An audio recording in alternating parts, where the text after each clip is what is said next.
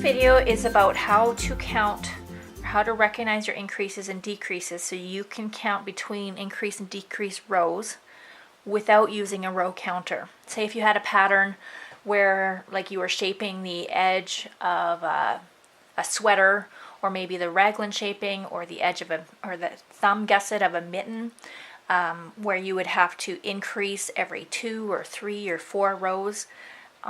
This would help you to be able to recognize when the last time you increased was without using a row counter. Okay, so on my swatch, I'm using 2 different kinds of increases. On this side, I have a knit one front back, also known as the bar increase. And you can recognize this little increase because it has this little bar.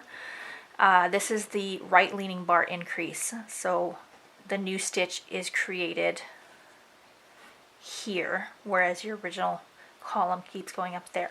Underneath the bar is a little hole, so this is used a lot for lace or when you want a decorative increase of some kind. On the other side, I'm using a make one increase. This one's just a make one left, which is your default increase when you don't have when a pattern doesn't specify. And this one is a little trickier to see because what you do with the make one increase, and I'll show you in a minute, you actually pick up the bar and twist it around and knit it so that it remains twisted. So this little twisty here, that was the bar that I twisted around, but the increased stitch is actually the one above it. So this increased stitch is on the same row as this increased stitch. So let's start over here with the bar increase. As I said, really easy to see this one. If in my pattern here, I'm supposed to be increasing every 4 rows, and I'm using stockinette stitch, which means I'm knitting this way and I'm purling this way. So I can look at my bar and I can say, okay, well, this is my increase row. Then I had a purl row, and then I had a plain knit row across, and then I had a purl row back. So now, because I'm supposed to be increasing on my next row, this is my increase row. Or I could count them. I like to just count things when I'm doing it. So I'm like, well, if I'm increasing every 4 rows, this is my increase row. That was number 1, 2, 3, 4. 4 is on the needles. So I'm going to knit my first stitch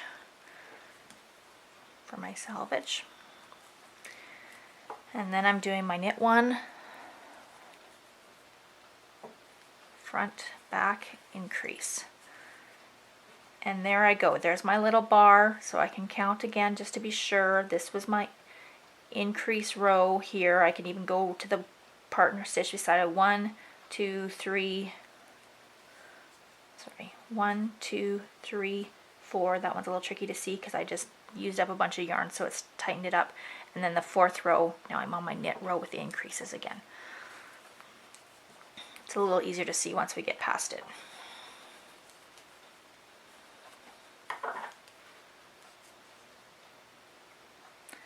Knit row, knit row, purl row, and there's my increased knit row, which I increased on. Okay, let's get over to the make one side. By the way, I told you I'm using the make one left, but the twisted stitch on the make one looks the same no matter if you're using the make one left or the make one right. Okay, so I'm to my second last stitch, and I'm supposed to put my increase into the bar between my second last and my last stitch. So the instructions for this would be something like knit to last stitch, make one, knit one. That would be what you'd be looking at if this was actually written out. So there's my bar between the 2 stitches. And I can look down here. I'm just going to grab this little needle to show you. I can say, okay, well, here is my twisted row. So that was actually the bar.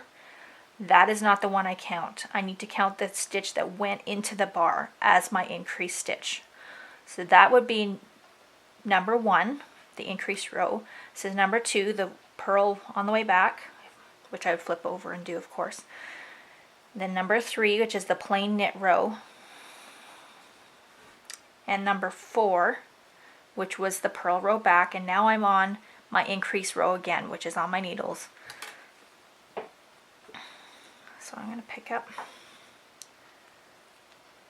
my bar and put it on there like a stitch, and then I'm going to knit into the back, which will twist the stitch twist the bar and create a new stitch in that twisted bar. And the reason for doing that is because that twisted bar will pull that 2 columns together and prevent a little hole from happening. So this is what I like to put on the increases for thumb gussets and things where you don't want a hole to let air through if you can help it. Okay, and knit here. And then double check on that one. We've got our twisted bar, so this is number 1 here. 2, 3, 4, and then number 1 again, where we just increased. And that's how you can see your increases. Now we're going to do decreases. Now we're going to take a look and see how we can tell the difference between our decrease rows and the other rows, our normal straight rows. So I'm just using the same swatch. You can see I got a little wider. Now I'm getting a little narrower. And I'm continuing the trend. I am now decreasing every 4 rows. Make sure you guys can see this. Okay. So on this side I am using a slip slip knit decrease, and on this side I'm using knit 2 together.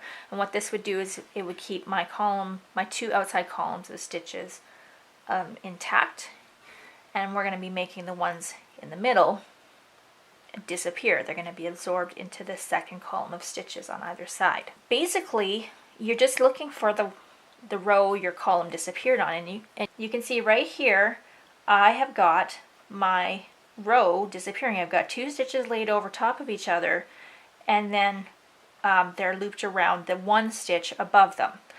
Well, this is not my decrease row, this is my decrease row. So I have to remember that the 1 stitch that unifies 2 rows is actually the decrease row, not the 2 stitches laid over top of each other. So I would count this 1, 2, 3, 4. So my 1 decrease row, knit going that way, still in stockinette, purl coming back, knit going that way plain, and purl coming back. So now I'm going to go ahead and make my slip slip knit in decrease. So I'm going to do the knit 1 and then slip slip knit.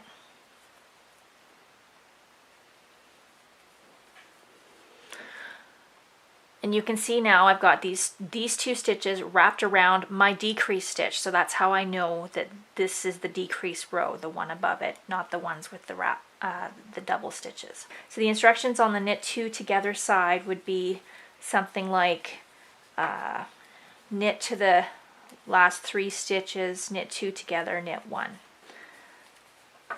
So here I am. I'm 3 stitches from the end. So now on this side, it's the same as the other side. I've got these 2 stitches. It's just that now it's the one on the left that's on top. These, I'm sure you guys can see that. These 2 stitches are the ones that are laid on top of each other, and this is my decrease row. This would have been a knit row going that way, decreasing. Purl row coming back, so this is 1, this is 2, this is my plain knit row, so that's 3, and this is my purl row coming back on the needles, so that's 4. So now I'm back on number 1 with a new decrease. So I'm going to knit these 2 together. Sorry, I like this yarn, but it does split sometimes if I'm not careful because it's very poofy. Alright, and then I do my knit 1, and I can double check. So I've got my 2 stitches laid on top of each other. When you're looking at your own work, it's a little easier to see how there's 1 stitch here and then another one laid right on top. So this is my decrease row right above it. 1, 2, 3, 4, and again now I've got 2 stitches laid on top of each other, and then my decrease row back to number 1 above that. And that's it. That's how you can tell your how many rows you've had between increases and decreases without using a row counter.